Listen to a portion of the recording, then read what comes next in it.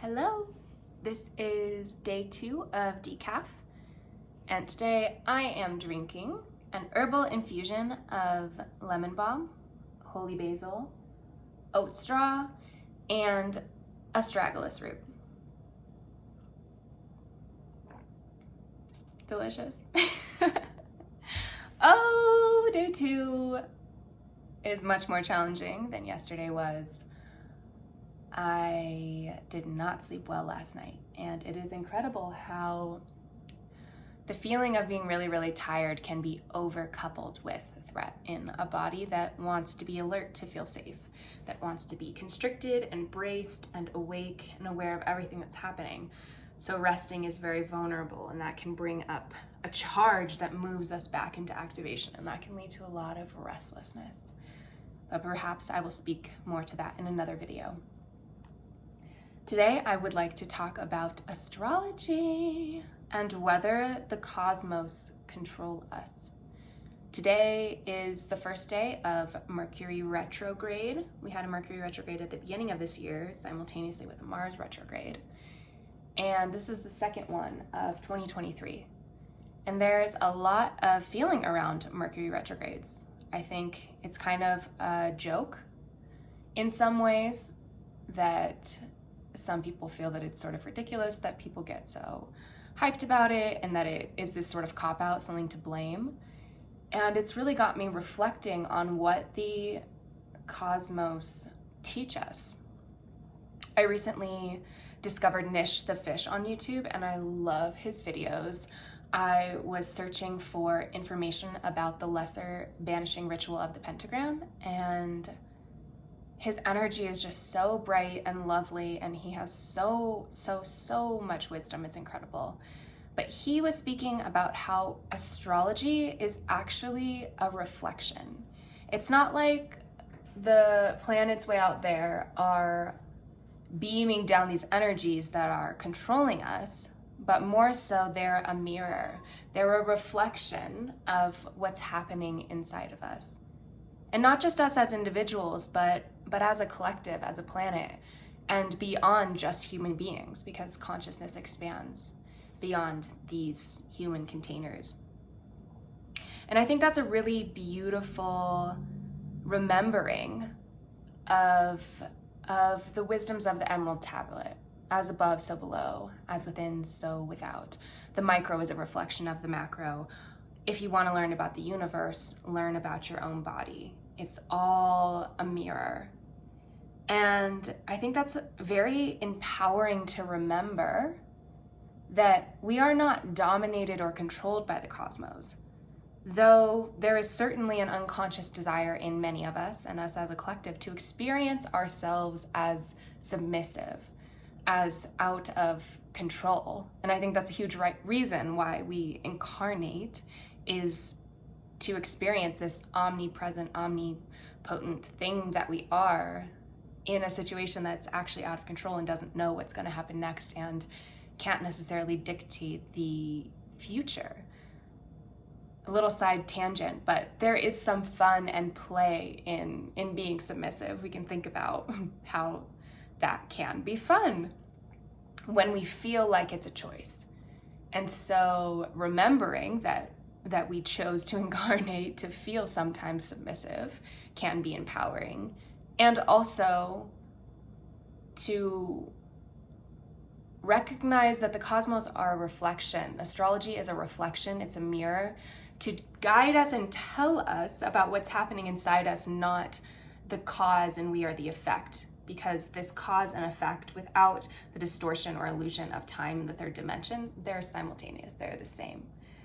Just like we are the same as the cosmos. It's happening at the same time, they're mirroring each other. And to remember that it's a reflection can be really empowering, where we don't feel scared of the astrology. Like, oh, okay, that's showing me about something that I will be encountering within myself and within the collective, and how can I navigate that? Because it's so cool that we can get an indication. It's like getting wisdom from the future, but it's not always totally reflective of our individual experience, because it is about the collective. So like I was saying, sometimes it's fun to play submissive, but also we can remember that we are also actually mirrors to what's happening way out there. And it's not actually controlling or manipulating us.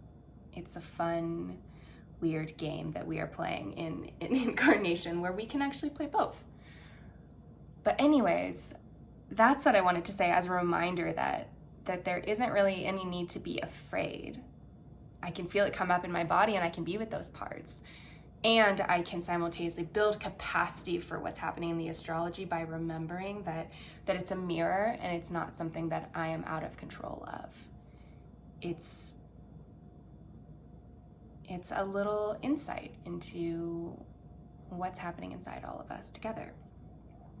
So this time of year is really, really cool because, okay, so end of March, we had the spring solstice.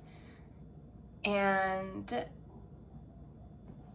the spring equinox, excuse me.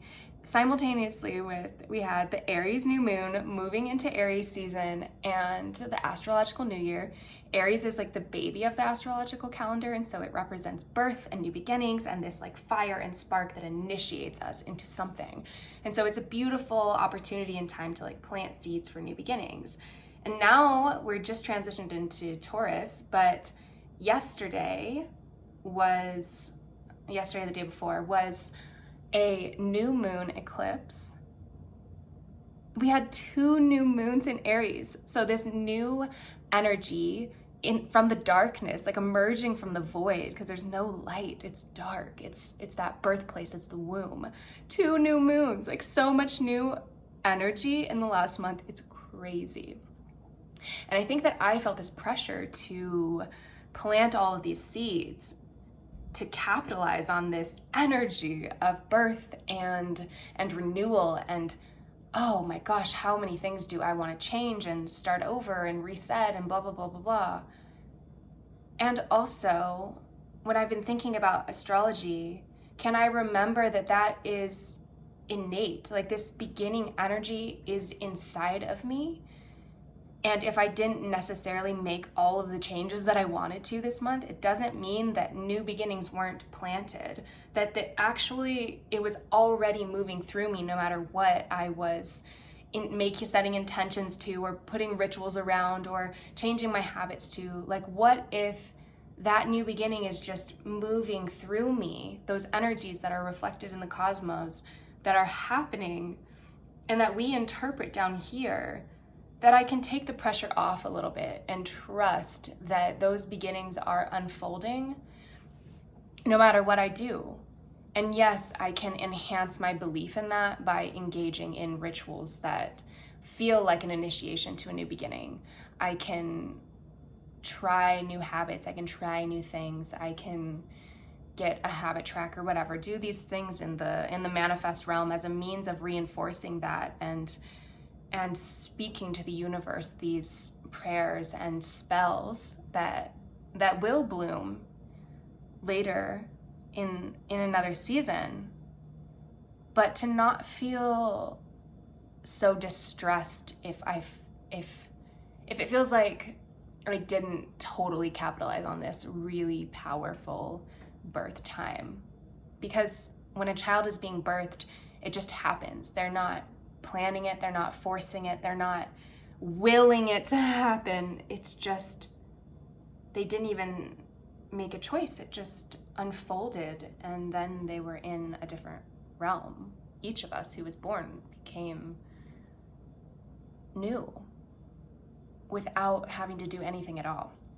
And so that's what I'm reminding myself today, is that 1, the astrology is not controlling us. It is a potential guide, a potential mirror and reflection if we are in awareness and choose to see it that way and allow ourselves to believe in these dictums, these wisdoms that come from these ancient traditions that show us that the external is a reflection of the internal, that the micro is a reflection of the macro.